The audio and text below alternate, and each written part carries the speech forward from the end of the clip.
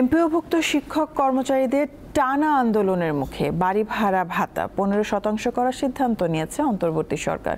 দুই পক্ষের মধ্যে সমঝোতা হওয়ায় আন্দোলন আপাতত স্থগিতের ঘোষণা দিয়েছেন শিক্ষকরা।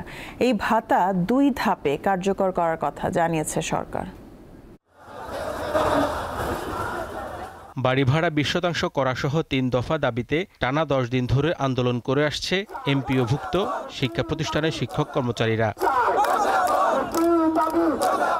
আন্দোলনের মুখে অবশেষে 15% হারে বাড়ি ভাড়া ভাতা দিতে রাজি হয়েছে অন্তর্বর্তী সরকার। মঙ্গলবার সচিবালয়ে শিক্ষা উপদেষ্টা ও মন্ত্রণালয়ের কর্মকর্তাদের সঙ্গে বৈঠক শেষে সম্মতিপত্র শিক্ষক নেতাদের হাতে তুলে দেন শিক্ষা উপদেষ্টা। এই সময় আন্দোলন স্থগিতের প্রতিশ্রুতি দেন শিক্ষক নেতারা।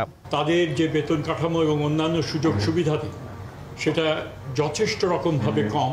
আমরা খুশি যেটা হয়েছে এবং আলাপ আলোচনা হয়েছে এবং সবকিছুর প্রেক্ষিতে গুরুত্বপূর্ণ এটা একটা অর্জন এই সেক্টরের আমরা মনে করি। শিক্ষকদের ইতিহাসে এটা একটা মাইল ফলক হয়ে থাকবে বলে আমরা বিশ্বাস করি।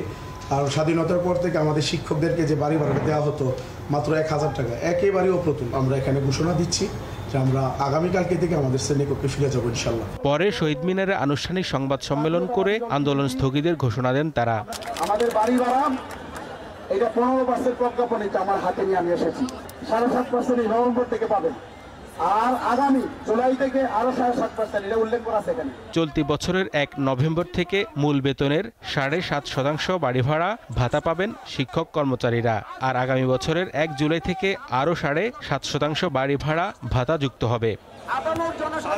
হেদায়েতুল্লাহ সীমান্ত, দীপ্ত সংবাদ, ঢাকা।